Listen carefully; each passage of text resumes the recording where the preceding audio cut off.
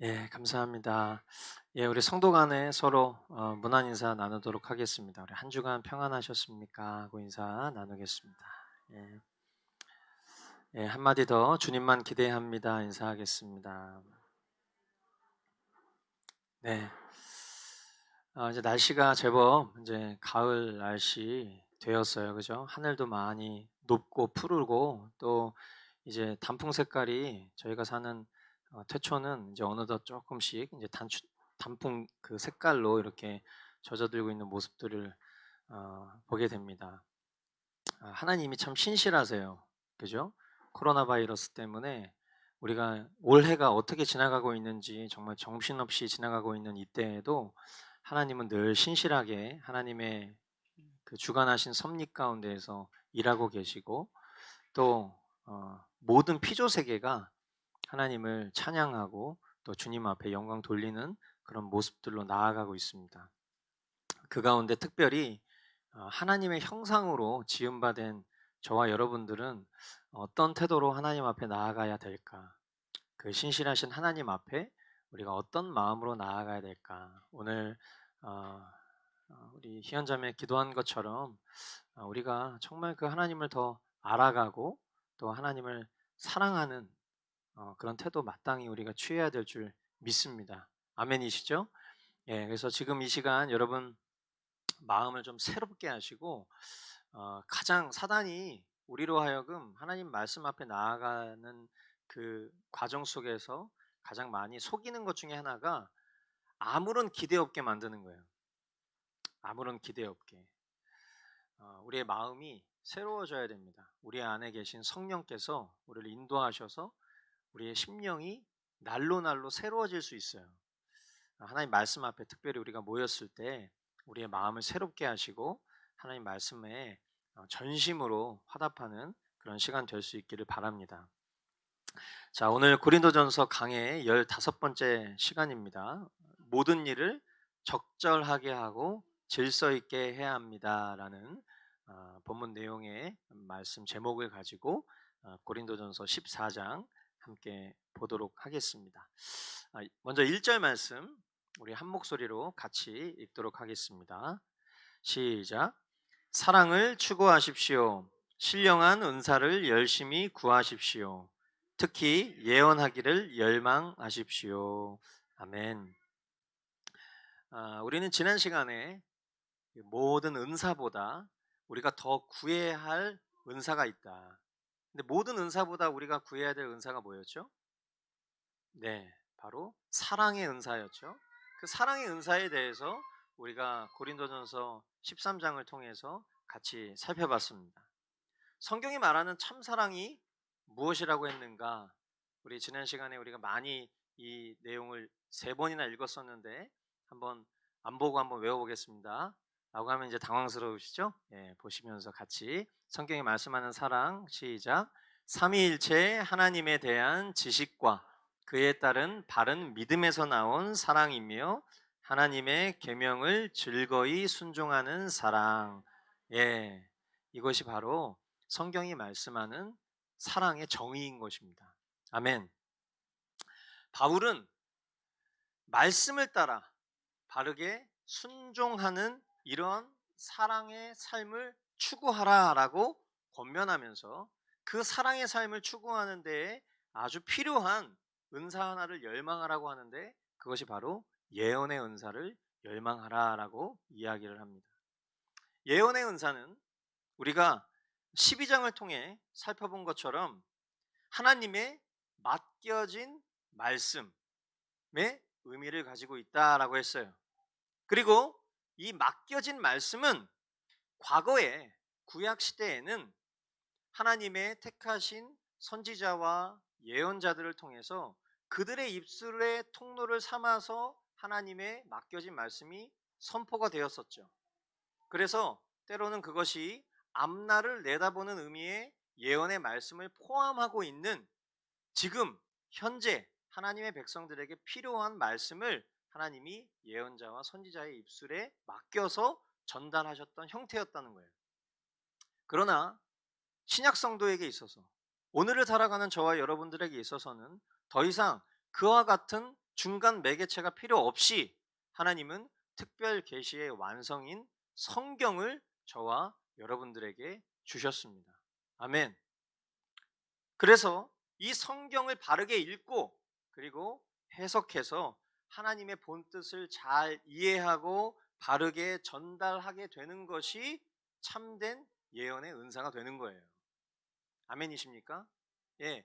이렇게 우리가 본문의 뜻을 잘 해석하고 이해해서 이렇게 전달을 했지만 여전히 우리 몸에 배어 있는 우리의 과거의 종교성 가운데에는 뭔가 누군가 특별한 신령한 분이 나타나서 하나님 너에게 이렇게 말씀하셨어.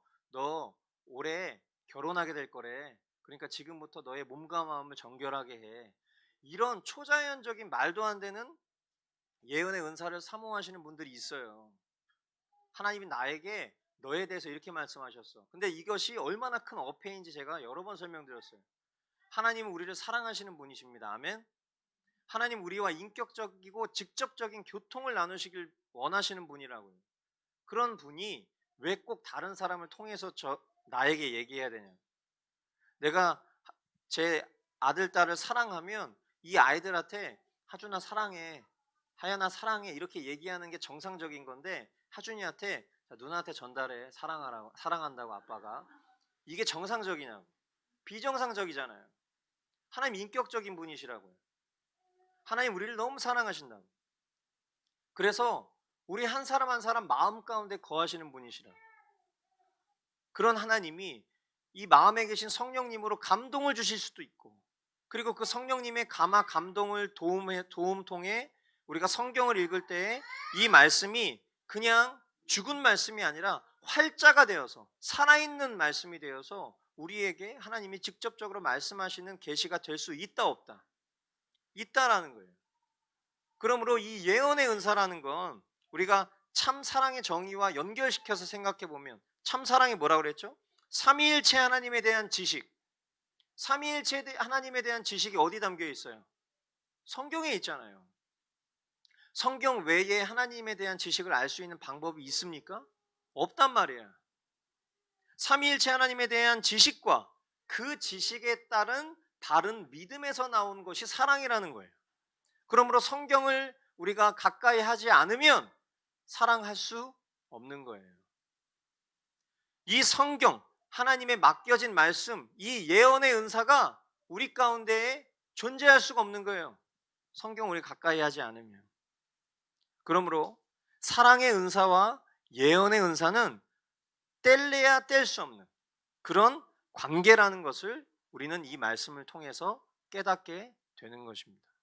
그러므로 사랑이라는 것, 사랑의 은사라는 건 그냥 우리가 계속해서 얘기하지만 어떤 인간적인 사랑, 휴머니즘적인 사랑, 그냥 모든 것들을 다 포용하는 개념의 사랑이 아니라 하나님의 말씀을 따라서 즐거이 순종하며 그 계명을 지켜 행하는 것을 통해서 우리 안에 사랑의 본체 되신 그 하나님이 일하시는 그 현상으로 나타나는 것이 사랑인 것이죠.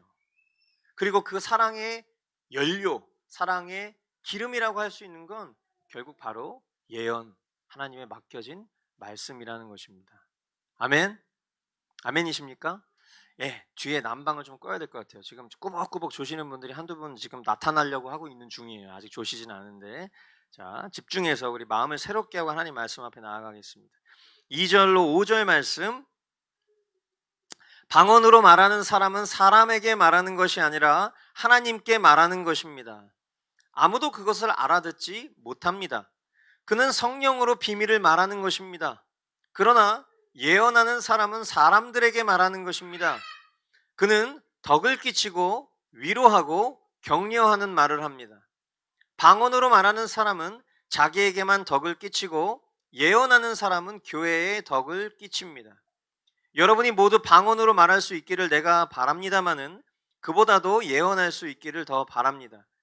방언을 누가 통역하여 교회에 덕을 끼치게 해주지 않으면 방언으로 말하는 사람보다 예언하는 사람이 더 훌륭합니다. 아멘. 자, 방언의 은사라는 것은 어떤 나의 경험과 교육의 한계를 뛰어넘는 초자연적 은사로 우리에게 허락된 거예요. 자, 생각해 보세요. 내가 외국어를 배운 적이 없어.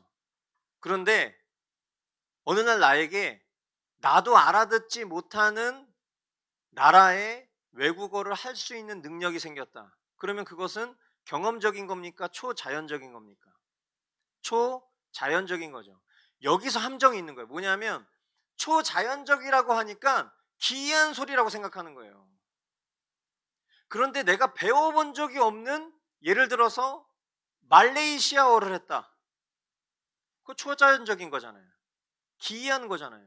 그런데 자꾸 기이한 것을 기이한 소리로, 초자연적인 것을 기이한 소리로 자꾸 인식하려고 하니까 입에서 나오는 이상한 랄랄랄랄라 뭐 이런 소리를 방언인 것처럼 자꾸 인식을 하는 거예요. 그러나 여러분, 우리가 여기서 사용되고 있는 원어도 몇 차례 봤지만 글로사라는 단어라고 했잖아요. 글로사, 글로서 뭐 이렇게 이해하면 더 쉽죠. 뭐예요? 글로사, 언어라는 거예요. 언어는 소통이 가능한 것을 언어라고 한단 말이에요. 그냥 기이한 소리를 언어라고 우리가 부르지 않잖아요. 그러므로 계속 말씀드리지만 방언이라는 것은 어떤 이상한 소리를 얘기하는 것이 절대로 아니라는 것을 다시 한번 여러분 마음 가운데 새기시고, 방언의 은사가 복음을 전하는 일에 유용하다고 했어요. 왜 유용할까요? 그냥 내가 한국어만 할 줄 알면 한국 사람들에게밖에 복음을 전할 수가 없잖아요. 그러나 하나님이 나에게 여러 나라의 방언의 은사를 주십니다. 그러면 우리가 그 나라의 민족들에게도 복음을 전할 수 있으니까 이 방언의 은사는 하나님의 나라를 확장하는 일에 아주 귀하게 쓰임받는 그런 은사가 될 수 있겠죠. 그러나 이제 비교를 하는 거예요. 뭐가 더 좋고 나쁘다 이런 개념보다는 예언의 은사가 공동체에게는 더 좋다는 거예요. 공동체에게는. 하나님의 말씀을 바르게 해석하고 전하는 일은 공동체에 덕을 끼치고 위로하며 격려가 된다는 거예요. 방언의 은사가 특수한 목적으로 사용된다면 예언의 은사는 즉각적으로 유효한 목적으로 쓰여진다는 거죠. 그러니까 방언은 내가 어떤 외국 사람에게 복음을 전할 때 하나님이 그 방언의 은사를 주셨을 때 이런 특수한 상황에서 효과적으로 사용되는 게 방언의 은사라면, 예언의 은사는 즉각적으로 지금 이렇게 말씀을 전하는 것을 통해서 저와 여러분들이 하나님의 말씀을 깨닫고 그것을 이해하고 또 때로는 그 안에 견책도 담겨 있고 때로는 위로도 받을 수 있는 이런 즉각적이고 유효한 목적으로 사용된다는 거예요. 이 일을 위해서, 이 예언의 은사를 위해서 저와 여러분들이 힘써야 될 것은 바로 머스트 라이프예요. 제가 머스트 라이프를 강조하는 것은 제가 고안한 방식이어서가 아닙니다. 우리 공동체만의 스타일이어서도 아니에요. 그것은 성경적 가르침에 따른 거예요. 저와 여러분들이 머스트 라이프를 보는 것은 하나님이 우리에게 허락하신 이 예언의 은사를 소중히 여기는 태도예요. 하나님 나에게 선물을 주셨단 말이에요. 근데 그 선물을, 하나님 나에게 선물 이렇게 주셨는데 이 선물을 놓고 그냥 가버려요. 근데 선물 준 사람이 이걸 봐. 마음이 어떻죠? 하나님 나에게 선물 줬단 말이에요. 근데 선물 까먹고 여기다 놓고 다녀. 놓고 다닐 수 있지. 다음 주에 왔는데 그대로 있어. 내가 목사님한테 넥타이를 선물했어. 그 포장지를 예쁘게 해서 안에 예쁘게 정성스럽게 카드를 써가지고 선물을 드렸어요. 제가 선물 받아왔는데 너무 감사합니다 막 이렇게 하고선 제가 저기 위에 선반 위에다 올려놓고 그냥 가버린 거예요. 까먹을 수 있죠. 근데 다음 주에 선물 준 사람이 딱 왔는데 자기가 준 그 자리에 그대로 있어. 그럼 기분이 어때요? 아주 기분이 안 좋죠. 그래도 이해하려고 노력하잖아요. 목사님 많이 바쁘신가 보네. 뭐 하시겠지. 근데 한 달 내내 거기 있어. 그럼 그때는 어떻게 돼요? 교회를 떠나고 싶잖아요. 그죠? 나를 저렇게 홀대하는 저런 목사가 어딨어, 이런 마음이 들 거 아니에요. 하나님이 우리에게 말씀을 맡겨주셨다고. 근데 우리가 말씀을 보지 않아. 그래서 막 그 통로되는 저와 같은 사람이, 여러분 말씀 봐야 됩니다. 여러분 하나님 그렇게 경홀히 여겨서는 안 됩니다. 이렇게 우리가 매주 동일한 결론을 내고 있지 않습니까? 우리 말씀 봐야 됩니다. 이렇게 호소를 하는데도 이 호소를 그냥 사람의 호소로 듣는 거죠. 이완한 목사님 왜 이렇게 머스트라이프에 이렇게 목을 매달아? 그거 안 하면 뭐 우리가 뭐 그리스도인 아닌가? 자꾸 이런 식으로. 근데 여러분, 하나님이 지금 얼마나 어떤 마음이신지를 보시라고. 하나님 우리에게 말씀을 맡겨 놓으셨는데 그 말씀을 우리가 홀대해. 그리고 나는 하나님 사랑한다고. 그리고 나는 하나님을 믿는다고. 나는 구원받을 백성이라고. 그렇게 얘기하는 게 얼마나 어불성설이에요. 앞뒤가 안 맞아요. 여러분, 꼭 기억하실 수 있게 되길 바라요. 여러분, 사랑의 은사를 받고 싶으시죠? 예언의 은사가 없으면 사랑의 은사를 할 수가 없어요. 정말 우리가 참된 사랑을 하는 사람, 그리스도 안에서 참된 사랑의 공동체가 되기 위해서 우리가 해야 될 일은 뭐냐면 머스트 라이프에 순종하시는 거예요. 아멘이십니까? 예, 여러분 정말이에요. 제가 저의 어떤 내러티브로 여러분에게 설교하고 있는 게 아니에요. 지금 이 본문이 얘기하고 있는 그 흐름을 따라가면 우리는 예언의 은사를 소유하지 않고서는 결코 참된 사랑의 은사를 발휘할 수 없습니다. 그러므로 우리에게 먼저 제일 중요한 것은 맡겨진 그 하나님의 말씀을 우리가 즐거워하는 거예요. 그리고 그 예언의 은사가 우리에게 허락됐을 때 우리는 비로소 참된 사랑의 은사를 발휘할 수 있게 된다는 거 꼭 기억하실 수 있게 되기를 바랍니다. 6절로 12절 말씀입니다. 형제자매 여러분, 내가 여러분에게로 가서 방언으로 말하고 계시나 지식이나 예언이나 가르침을 전하는 방식으로 말하지 않는다면 여러분에게 무슨 유익이 되겠습니까? 필이나 검은고와 같이 생명이 없는 악기도 각각 음색이 다른 소리를 내지 않으면 피리를 부는 것인지 수금을 타는 것인지 어떻게 할 수 있겠습니까? 또 나팔이 분명하지 않은 소리를 내면 누가 전투를 준비하겠습니까? 이와 같이 여러분도 방언을 사용하기 때문에 분명한 말을 하지 않는다면 그 말이 무슨 뜻인지 남이 어떻게 알겠습니까? 결국 여러분은 허공에다 대고 말하는 셈이 될 것입니다. 이 세상에는 수많은 종류의 말이 있습니다. 그러나 뜻이 없는 말은 하나도 없습니다. 내가 그 말의 뜻을 알지 못하면 나는 그 말을 하는 사람에게 딴 세상 사람이 되고 그도 나에게 딴 세상 사람이 될 것입니다. 이와 같이 여러분도 성령의 은사를 갈구하는 사람들이니 교회에 덕을 끼치도록 그 은사를 더욱 넘치게 받기를 힘쓰십시오. 아멘. 자, 간단하죠? 이 말씀 뭐예요? 바울은 방언과 예언을 지금 비교하면서 예언의 유효성이 더 좋다라는 것을 피력하고 있는 중이에요. 마치 이런 거예요. 어느 날 제가 강단 위에 서서 설교할 때 여러분에게 헝가리어로 설교한다고 생각해 보세요. 제가 정말 생소한 외국어를 고민하다가 헝가리어를 생각해냈어요. 왜냐하면 제가 영어로 설교하면 여러분 중에 영어를 아시는 분들은 제가 영어로 설교하면 다 알아들을 수 있잖아요. 제가 예를 들어서 중국어로 설교한다. 그럼 여러분 중에 혹시 중국어 하실 수 있는 분이 있을 수 있잖아요. 일본어로 설교한다. 막 얘기하면 여러분들이 일본어로 받아들이실 수도 있잖아요. 전혀 나와는 무관한 그런 표정을 지으시는데 그러실 수 있단 말이에요. 근데 헝가리어 하실 수 있는 분 없으시죠? 예. 그러니까 제가 만약에 어느 날 헝가리어로 막 정말 능숙하게 언제 목사님 저렇게 헝가리어 배웠어? 막 이런 여러분이 인식 받을 만큼 제가 아주 능숙하게 또 제 안에 뭔가 강력한 확신으로 막 헝가리어로 여러분에게 설교를 해요. 근데 그 설교가 유익이 됩니까? 뭐 느낌은 받을 수 있겠죠, 느낌은. 그러나 실질적으로 우리에게 아무런 유익이 되지 않잖아요. 마찬가지라는 거예요. 성경의 표현대로 하면 그것은 허공에 대고 말하는 셈이 될 것이다. 아마도 오늘날 그런 은사주의자들이 열망하는 것처럼 이 고린도 교회 안에도 이런 방언의 은사를 아주 사모하는 사람들이 열렬하게 막 넘쳐났었던 것처럼 보여요, 제 생각에. 그러다 보니까 바울이 여러분은 방언의 은사도 하나님 주신 거니까 그거 여러분 너무 유용하게 잘 쓰이면 좋겠죠.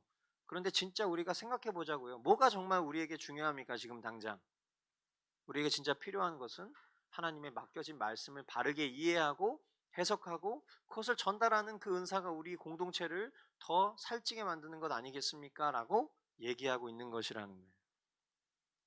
자, 이어지는 13절로 19절. 그러므로 방언으로 말하는 사람은 그것을 통역할 수 있기를 기도하십시오. 내가 방언으로 기도하면 내 영은 기도하지만 내 마음은 아무런 열매를 얻지 못합니다. 그렇다면 어떻게 해야 하겠습니까? 나는 영으로 기도하고 또 깨친 마음으로도 기도하겠습니다. 나는 영으로 찬미하고 또 깨친 마음으로도 찬미하겠습니다. 그렇지 않고 그대가 영으로만 감사를 드리면 갓 믿기 시작한 사람은 그것이 무슨 뜻인지를 알아듣지 못하므로 어떻게 그 감사 기도에 아멘하고 말할 수 있겠습니까? 그대가 훌륭하게 감사 기도를 드린다고 해도 다른 사람에게는 덕이 되지 않습니다. 나는 여러분 가운데 누구보다도 더 많이 방언을 말할 수 있음을 하나님께 감사합니다. 그러나 나는 방언으로 만마디 말을 하기보다도 다른 사람을 가르치기 위하여 나의 깨친 마음으로 교회에서 5마디 말을 하기를 원합니다. 방언이 나 스스로 습득한 언어적 지식이라면 나는 통역의 은사 또한 소유한 사람이 되겠죠. 제가 영어를 공부해서 영어로 설교를 할 수 있는 사람이라면 영어 설교를 저도 제 스스로 통역할 수 있는 사람일 거 아니에요. 그렇죠? 그리고 아까도 말씀드린 것처럼 이러한 것들은 복음이 진전되는 데에 꽤 도움이 될 것입니다. 그러나 거듭 강조하고 있지만 교회 공동체에 즉각 효력 있는 은사는 예언의 은사가 더욱 효력 있음은 이 본문이 계속해서 강조하고 있는 요점인 것이죠. 우리는 교회 생활을 하다 보면 교회 공동체 안에서 어떤 영어라든지 또 어떤 외국어를 스터디하는 그런 일들을 종종 봅니다. 그러니까 성도들끼리 모여서 이렇게 영어를 서로 이렇게 달란트를 나누는 어떤 그런 시간인 거죠. 그래서 영어를 하실 수 있는 분이 어떤 지체에게 영어를 가르쳐 주는 일들. 그런 일들이 나쁜 일은 아니잖아요. 그죠? 좋은 일이잖아요.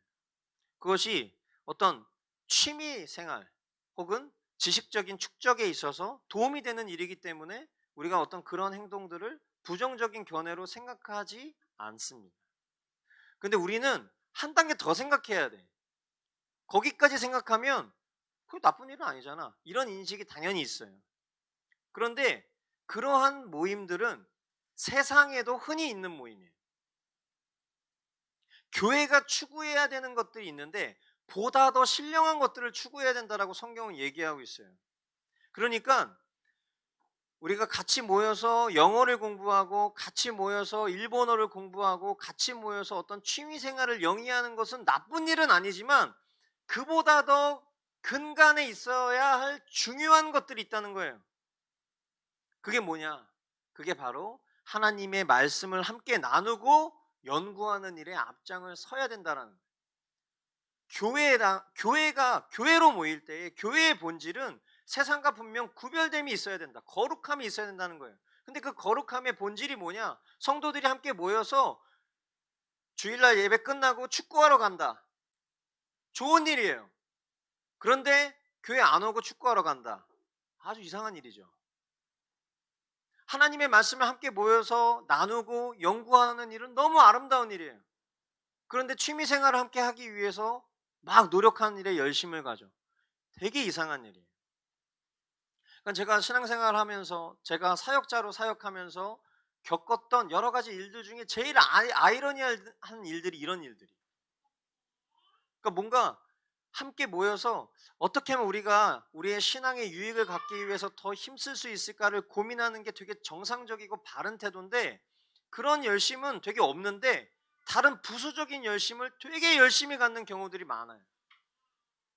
교회 안에 그런 일들이 참 많죠. 좋고 나쁨의 문제로 여러분들이 이해하시기보다는 우선순위에 대한 문제, 가치관에 대한 문제로 이런 문제들을 받아들이시면 좋을 것 같아요. 저는 우리 공동체의 지체들이 서로의 일상 속에 각자에게 허락된 달란트를 나누고 또 영위하는 일들이 풍성해지기를 응원하고 바라는 사람이에요. 영어를 잘하는 사람, 뭐 우리 우정 형제나 권이나 또 윤혁이나 이런 형제들, 뭐 다른 분들도 영어 잘하시는데 제가 죄송해요. 이렇게 두드러진 사람들에게만 얘기를 한 거니까. 예, 뭐 이런 지체들이 이렇게 영어를 가르쳐 주는 거, 또 뭐 영상을 잘 아는 사람이 영상을 막 가르쳐 주는 거, 피아노를 잘 치는 사람이 피아노를 가르쳐 주는 거, 그런 일들 참 교회 안에서 좋은 활동이라고 생각해요. 하지만 그 전에 서로가 더욱 힘써 권면하면서 하나님의 말씀을 나누었으면 좋겠습니다. 서로 모여 말씀 나누기를 힘썼으면 좋겠어요.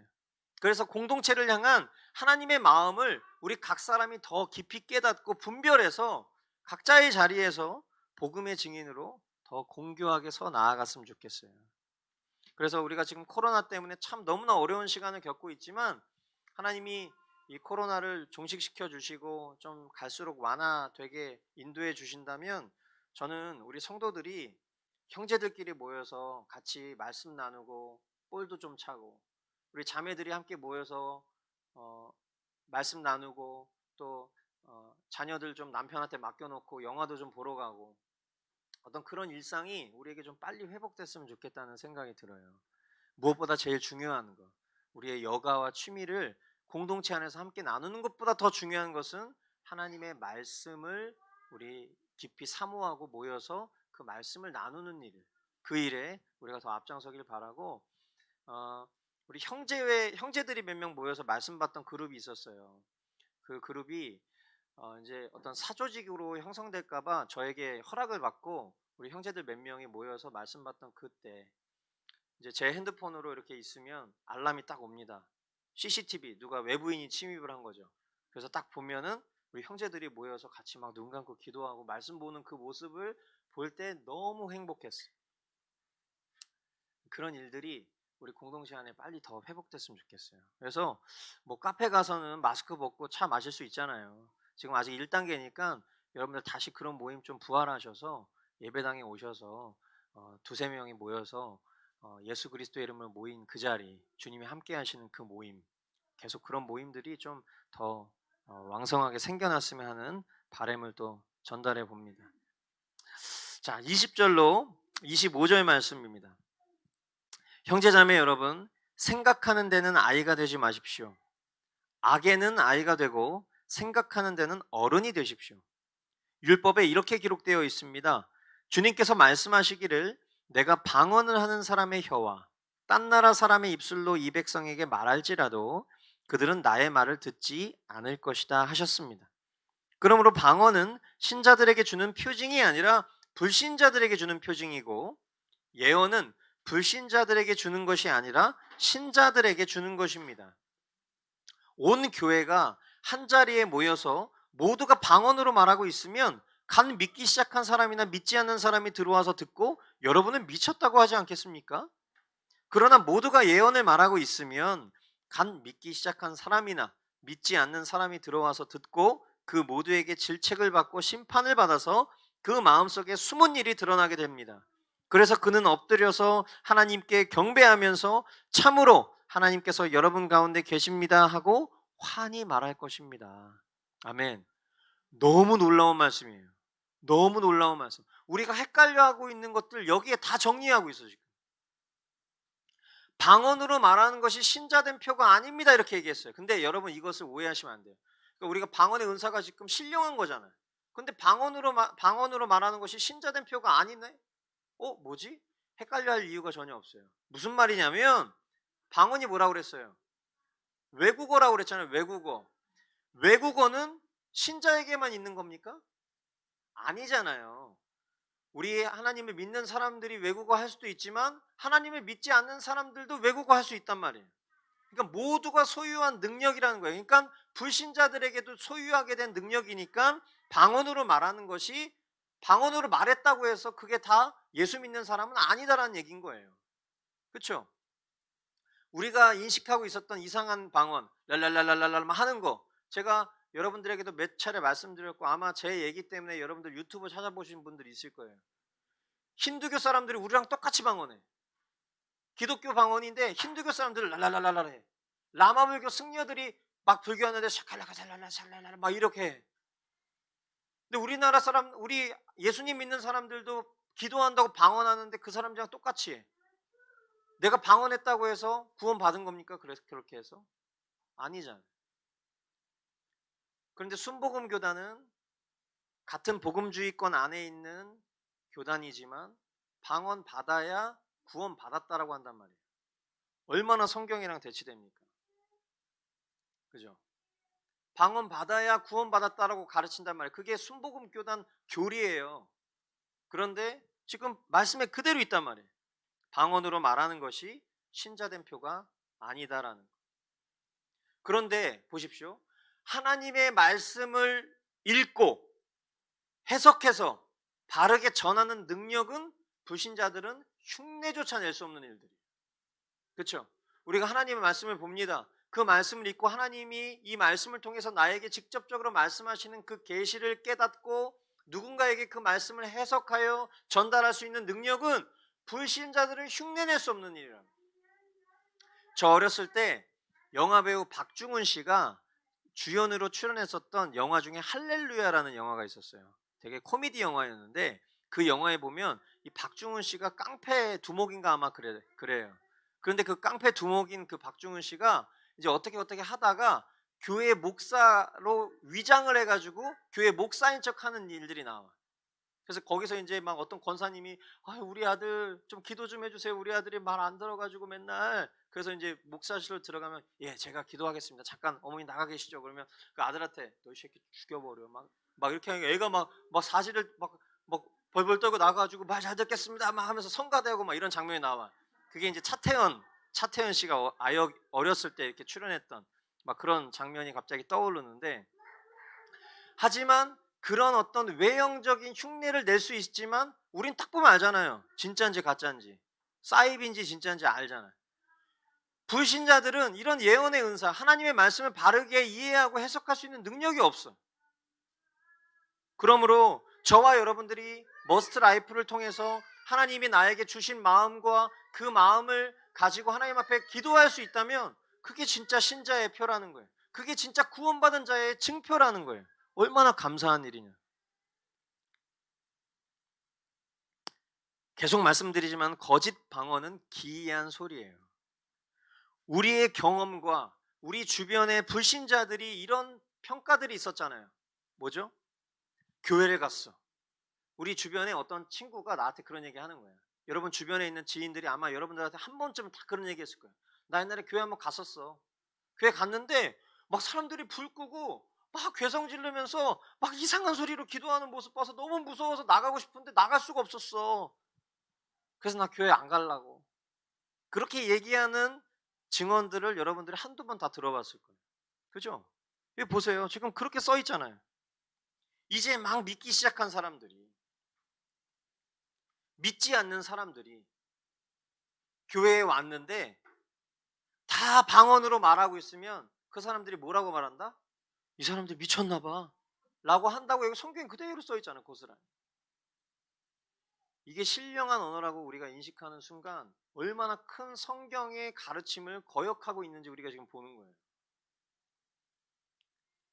이게 만약에 외국어라고 칩시다. 근데 외국어가 우리에게 익숙한 영어나 뭐 일본어나 중국어로 말하면 아까도 말한 것처럼 몇몇 사람들은 와가지고 여기 되게 글로벌한 교회네. 어쩐지 교회 이름도 뭐 머스트 커뮤니티 교회 이러니까 교회가 아주 글로벌해가지고 다들 이렇게 영어로 막 기도도 할 줄 알고 그러는구나 이렇게 생각할지 모르겠지만 막 헝가리어, 무슨 말레이시아어, 무슨 스와질랜드어 막 이런 걸로 막 얘기하면 사람들은 어떻게 하겠어? 처음 듣도 보도 못한 언어로 막 하면 사람들이 이 사람들 미쳤나 봐 이러겠죠. 유익이 안 된다는 거예요. 복음의 진전에, 공동체의 복음의 진전에. 그지? 그래 안 그래? 이렇게 얘기해도 현덕이는 알아듣지만 현덕이가 말하는 거 우리 못 알아듣잖아요. 현덕이가 백날 떠들어봐도 우리 공동체의 유익은 안 돼. 그냥 아직까지는 소음일 뿐이죠. 그러나 우리가 사랑의 마음으로 현덕이가 막 이렇게 하면은 그래 제가 참 건강하게 잘 크고 있구나 우리 이렇게 인식할 수 있지만, 모두가 모여서 다 어른들이 막 이러고 있으면 미쳤다고 할 거라는 거야. 이건 결코 하나님 나라적이지 않아요. 하나님 나라는 불신자들에게 소망이 될 수 있고, 또 그들에게 말씀 때문에 불편함을 안겨줄 수 있어도 하나님의 성품상 기이한 체험처럼 보이는 일들을 통해 두려움을 주진 않습니다. 그러나 바른 예언, 하나님의 말씀을 하나님의 목적에 맞게 바르게 전달하면 그것은 불신자들이 그 마음에 숨겨진 의도를 드러내고, 말씀이 가지고 있는 속성이죠. 말씀은 살아있고 운동력이 있어서 우리 마음 가운데 그 숨겨진 의도를 파악하고 그것을 다 도려내는 일을 하잖아요. 교회 얼마 다니지 않았던 분들이 우리 교회에 왔어요. 교회 한 번도 가지 않았던 분이 우리 교회에 왔어요. 앉아 있어요. 근데 제가 설교를 막 하는데 처음 듣는 얘기야. 근데 처음 듣는 얘기인데 그 말이 하나같이 내 마음에 막 비수가 되어 꽂히는 거야. 그럼 막 기분이 나빠. 당신 죄인입니다. 난 죄 짓는 적 없는데. 그러나 그것이 도덕적 죄가 아니라 우리 존재가 하나님, 나를 창조하신 그 창조주를 부정하고자 하는 그 내가 주인된 마음을 가진 그것이 하나님 앞에 죄다라는 인식을 조금씩 이해하기 시작하고 깨닫기 시작해. 그러다 보니까 내가 얼마나 내 삶의 주인이 되고자 노력했었는가, 그런 것들이 하나둘씩 내 마음에 드러나니까 마음이 불편해. 그런데 하나님의 말씀의 작용은 불편함만 주지 않죠. 그 불편함에서 엎드려 무릎 꿇고 회개함을 통해서 하나님 자녀로 나아오는 놀라운 특권으로 안내하는 게 말씀이죠. 그러나 알아들을 수 없는 말로 백날 떠들어봤자 그런 역사가 있을 수 없다는 거예요. 성령께서 하시겠지.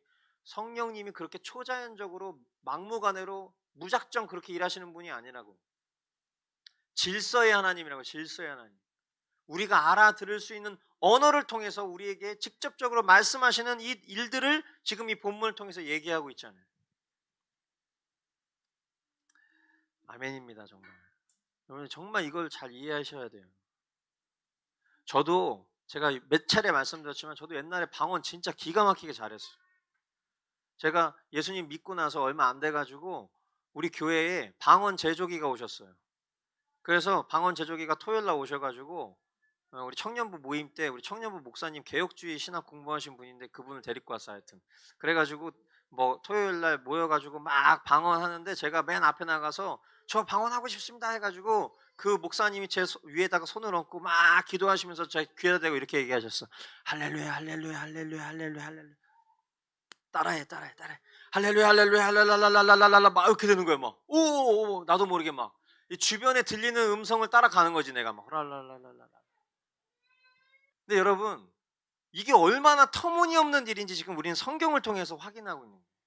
성경적 역사라고 인식하고 인정하고 있었던 이런 은사의 형태들이 얼마나 성경적으로 이치에 안 맞는지 지금 우리가 확인하고 있는 거예요. 제가 방언을 멈춘 게 오래 안 됐어요. 한 6년 됐나 5년 됐나 이 정도밖에 안 됐어요. 저 예전에 전에 사역하던 그 교회에서 수천 명 앞에서 찬양 인도하는데 거기서 방언으로 기도했다가 저 불려간 사람이에요. 저기 전사님 그 회중 앞에서는 그 회중에서 대표적으로 기도할 때는 그 방언 웬만하면 안 하셨으면 좋겠습니다. 아시겠죠? 알겠습니다. 네 지금 신령한 은사를 가로막고 막 기도할 때 이제 하지 말라고 그랬으니까 안 하는데 마이크 끄고 랄랄랄랄랄랄라 기도하고 막 들리게 해가지고 또 끌려가가지고 전사님 그렇게 하시면은 또 다른 신앙의 스타일을 가지신 분들이 불편하실 수 있어요. 그랬던 사람이에요. 근데 제가 이 말씀을 깨닫고 진지하게 내 자신에게 질문을 해본 거야. 정말 방언의 은사가 존재하는가?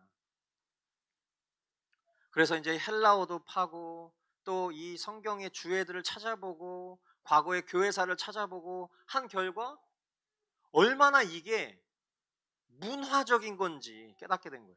성경적인 게 아니라 문화적인 거예요. 문화적인 거. 근데 또 논문들을 찾아보니까 논문도 되게 많아. 근데 그 논문의 설문조사를 얼마나 많이 했는지 그 설문조사의 결과를 봤어. 여러분은 방언으로 왜 기도하십니까? 방언으로 기도한 순위 1위가 뭔지 아십니까? 오래 기도하려고.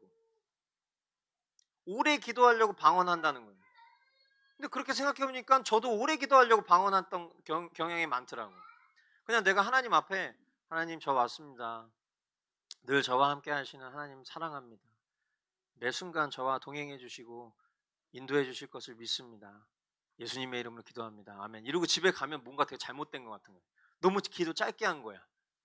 그러니까 이제 나도 못 알아듣는데 적어도 한 2시간은 일단 뭔가 공기를 만나야 돼. 그러니까 랄랄랄라 계속만 하다가 졸다가 막 랄랄랄라 막 이러고. 여러분, 제가 지금 이렇게 이 부분에 머물러서 집중적으로 이렇게 얘기하는 것이 여러분들 안에 불편함이 있을 수 있어요. 그러나 제가 이따가도 결론처럼 얘기하겠지만, 내가 가진 경험, 내 생각, 그리고 보편적이라고 말하는 어떤 가치관, 이런 것들이 성경의 기준에서 이것이 틀렸다라고 하면 우리는 그것을 인정할 수 있어야 되는 게, 그게 진짜 하나님의 사람인 거예요. 꼭 그걸 기억하실 수 있게 되길 바래요. 자, 26절로 33절. 그러면 형제자매 여러분, 어떻게 해야 하겠습니까? 여러분이 함께 모이는 자리에는 찬송하는 사람도 있고, 가르치는 사람도 있고, 하나님의 계시를 말하는 사람도 있고, 방언으로 말하는 사람도 있고, 통역하는 사람도 있습니다. 모든 일을 남에게 덕이 되게 하십시오. 누가 방언으로 말할 때에는 둘 또는 많아야 셋이서 말하되 차례로 말하고, 한 사람은 통역을 하십시오. 통역할 사람이 없거든 교회에서는 침묵하고 자기에게와 하나님께 말하십시오. 예언하는 사람은 둘이나 셋이서 말하고 다른 이들은 그것을 분별하십시오. 그러나 앉아있는 다른 사람에게 계시가 내리거든 먼저 말하던 사람은 잠잠하십시오.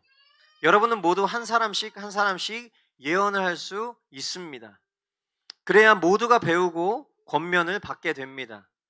예언하는 사람의 영은 예언하는 사람에게 통제를 받습니다.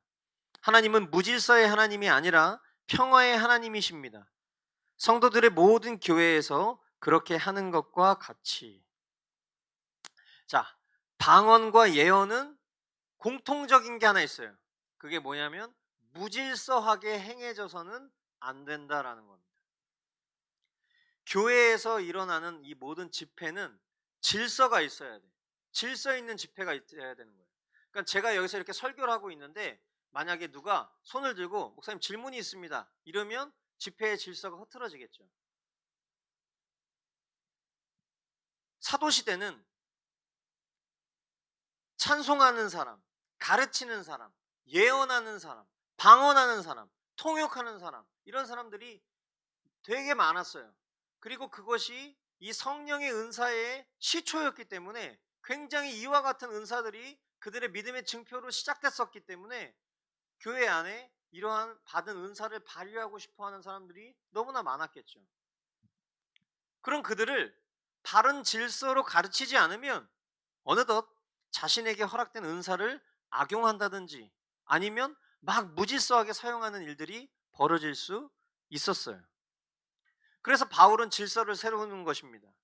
방언의 은사를 가진 사람이 그 은사를 발휘할 때에는, 예를 들어서 영어의 은사, 영어로 말하는 은사를 받은 사람이에요. 그러면 그 영어의 은사를 받은 사람이 영어로 스피치를 할 때 그거를 통역할 수 있는 사람이 반드시 있어야지만 할 수 있는 거예요.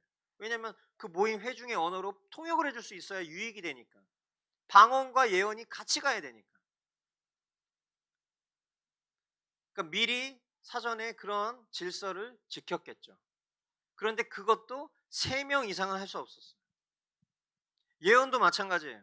일관된 메시지를 방해하는 일들이 있지 않도록 말씀을 전하면 그 말씀을 또 다른 예언의 은사를 가진 사람이 분별하여서 회중들에게 혼동하지 않도록 증거하고 또 순서대로 전하는 질서가 존재했어요. 그러니까 신학적으로 굉장히 이때는 신학이라는 게 형성이 되어 있지 않을 때잖아요.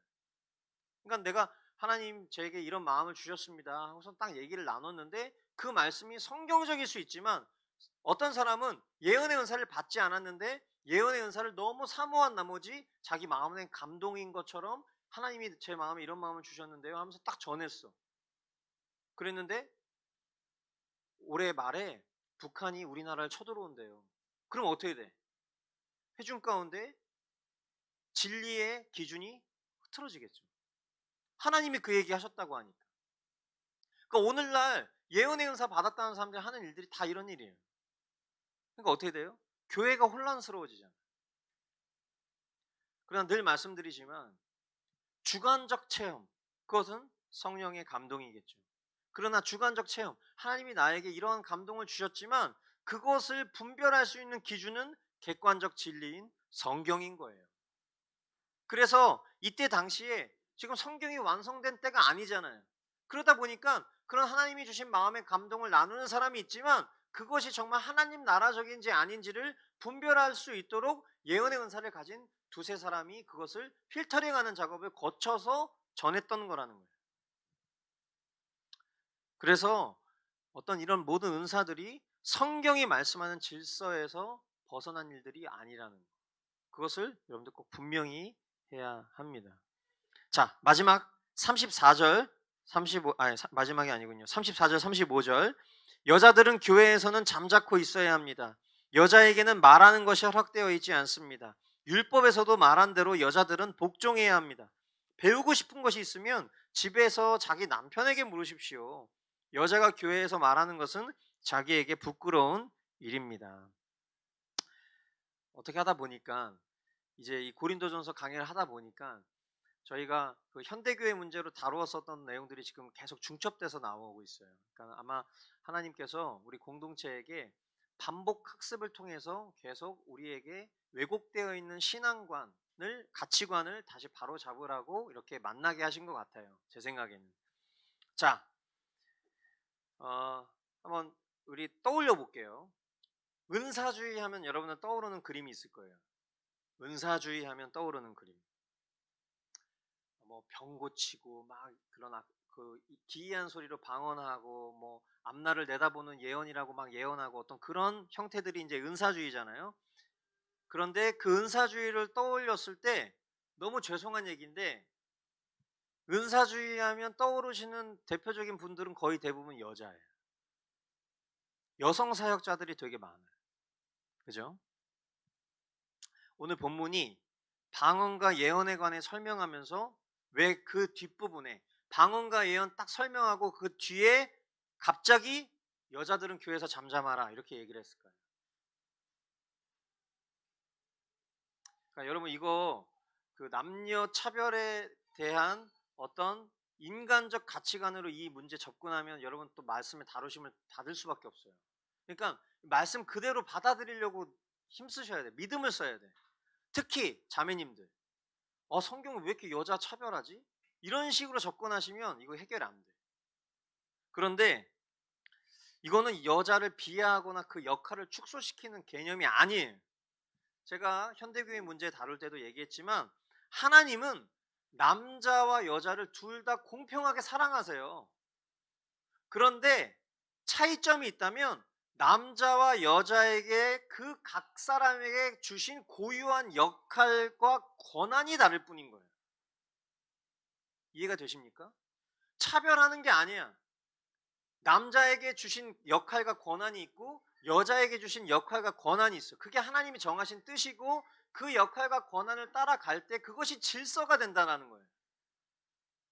특별히 공동체에서 앞에 서서 가르치는 역할과 권한은 누구에게 두신 거예요? 남자에게 두신 거예요. 남자에게. 이게 성경이 지금 얘기하고 있는 진리인 거예요. 진리. 이것은 보편적 교회에서 지켜지는 규례이면서 동시에 율법에서 말한 것. 율법이 뭐죠? 즉 성경. 그 성경적 근거에 따른 전통이 된 거죠. 그런데 여성 안에 이런 마음이 드는 거야. 아니 앞에서 말씀을 전하는 저 목사님보다 내가 훨씬 더 잘할 것 같아. 그럼 어떻게 되죠? 저기 제가 좀 예언의 은사가 있거든요. 제가 좀 얘기해 볼게요. 그래서 나와가지고 막 수려하게 막 말을 해. 앞에 좀 전에 얘기했었던 남자가 앞에서 막 하나님 말씀을 가르치고 전했는데 막 말주변도 없고 떠듬떠듬거리고 잘 못해. 근데 뒤이어 나온 여자 선지자가 나와가지고 막 수려하게 얘기를 해. 청중이 막 그 말주변에 막 빠져들어가는 거야. 그러니까 막 교회 리더들이 모인 거죠. 지도자들이. 우리 우리 그동안 율법이나 교회 규례는 그랬지만 우리 저분이 저 자매님이 말씀을 정말 잘 가르치고 아주 막 기가 막히게 우리 이해를 잘 시키는 것 같은데 우리 앞으로 저분이 좀 말씀을 전하는 일을 하면 좋겠습니다. 아마 이런 현상들이 있었겠죠. 그런데 그것이 세상적인 가치 기준에서는 평등하고 탁월하고 합리적인 것처럼 보일지 몰라도 하나님 나라 기준에서, 말씀의 기준에서는 그것은 합당하지 않은 태도라는 거예요. 그것이 뭐겠어요? 욕심인 거예요. 욕심. 욕심이 자라면 뭐가 되죠? 욕심이 뭘 낳아요? 죄를 낳잖아요. 그리고 그 죄가 자라서 뭐가 되죠? 전혀 모르십니까? 욕심이 잉태한즉 뭐를 낳아요? 죄를 낳고, 죄가 자라서 뭐가 돼요? 사망이 되잖아요. 그러니까 하나님의 말씀이 거역되는 순간은 대부분의 이유는 다 욕심이에요. 그 욕심, 하나님의 뜻대로 행하려 하지 않는 욕심, 내 뜻대로 하고 싶은 욕심, 그런 욕심이 결국 죄가 되고 그 죄가 사망이 되는 거예요. 바른 방언이 아닌 기이한 소리의 방언, 하나님의 맡겨진 말씀인 성경을 바르게 전하는 예언이 아닌 무당이 점치듯 내던져지는 예언이 여성 사역자들을 통해서 이루어진다. 최악인 거죠. 지금. 이런 일들이 벌어지는 거예요. 이것이 성경이 말씀하는 것과 거리가 너무 먼 거예요. 성경은 이렇게 얘기합니다. 여러분 말씀 배우고 싶으십니까? 그럼 누구에게 가래요?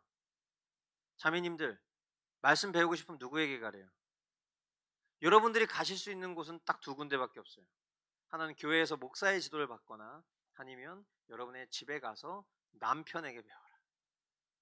자, 그러니까 이제 여기서 또 남편들에게 딱 주어지는 책무가 확 오잖아요. 남편들이 뭘 해야 돼? 성경 교사가 될 수 있어야 돼. 만약에 남편이 아내보다 신앙생활 하는 데 있어서 불성실하고 별로다. 그럼 그거 죄입니다. 성경이 지금 얘기하고 있는 기준대로 하면 죄예요. 왜냐하면 아내가 성경을 알고 싶어. 하나님을 알고 싶어. 근데 아내가 배울 수 있는 통로는 남편하고 목사님밖에 없어. 근데 교회 가서 목사님한테 말씀을 들었는데 그것으로 부족해. 더 체험받고 싶어. 근데 남편이 맨날 핸드폰만 해. 맨날 게임만 하고 있어. 맨날 잠만 자. 그럼 그거 죄라는 거예요, 지금. 그래서 이제 목사 남편을 둔 사모님이 얼마나 좋은 건지. 근데 그걸 잘 누려야 되는데 죄송해요, 제가 또 집에서는 질문하면 대답을 잘 안 해. 성령님께 물어봐 막 이런데 제가 말씀을 준비하면서 회개했습니다. 이게 아니구나. 그러니까 제가 여기서는 말씀을 가르치고 전하는 목사로서의 역할을 하지만 거기서 채워지지 못한 부분에 대해서 집에 와서 질문을 했을 때 너는 그것도 몰라라는 식으로 제가 그동안에 면박을 줬다면 이제 그게 아니라 또 남편의 이제 역할로 돌아가서 그건 말이야 여보 하면서 이렇게 제가 친절하게 가르쳐 줘야 되는 게 성경적인 삶이 되는 거죠. 그러니까 우리 이 자리에 계신 남편분들도 좀 잘 하시겠지만 그래도 좀 각성하셔서 아내에게 바른 성경 교사가 되어 주시기를 바랍니다. 이것이 하나님 말씀을 따라 순종하는 신자의 바른 생활이며 이것이 건강한 성경적 교회의 모습이라는 거예요.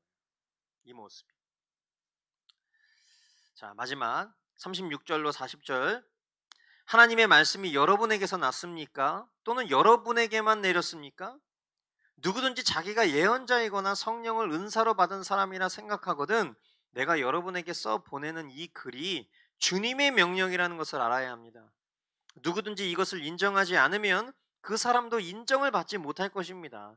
그러므로 나의 형제자매 여러분, 예언하기를 열심히 구하십시오. 그리고 방언으로 말하는 것을 막지 마십시오. 모든 일을 적절하게 하고 질서 있게 해야 합니다.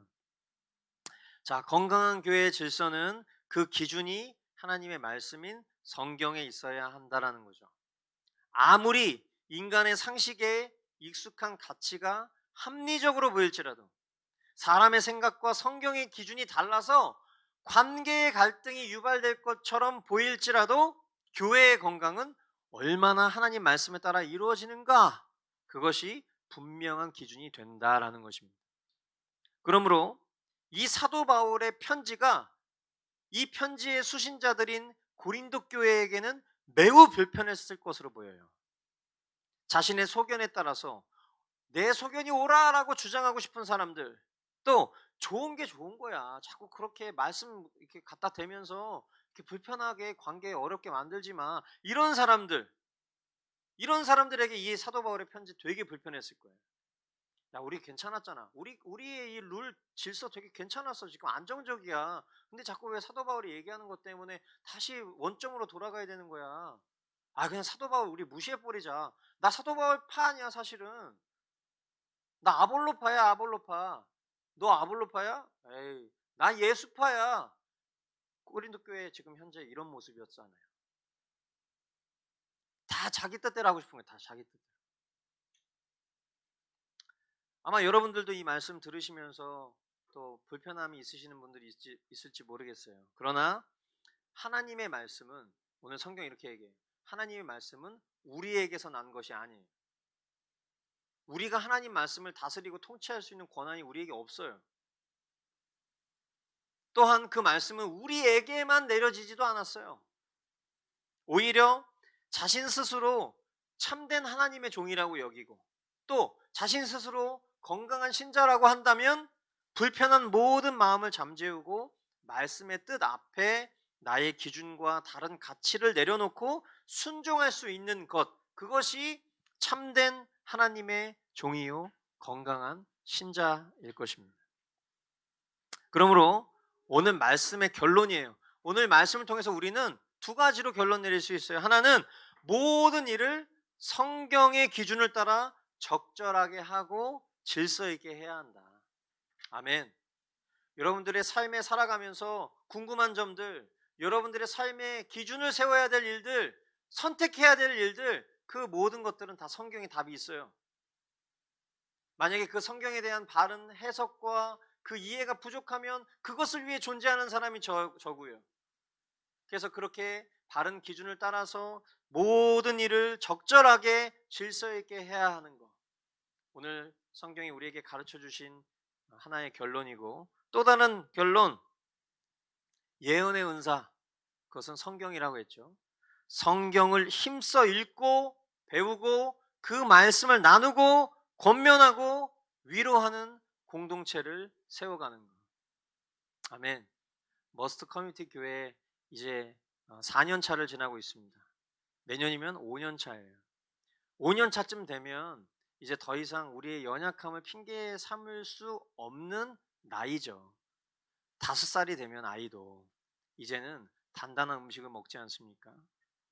그러므로 정말 하나님 말씀을 따라 살아가는 그런 공동체, 오늘 우리에게 말씀하신 이 깨닫는 은혜가 저와 여러분에게 있기를 주님의 이름으로 축원드립니다.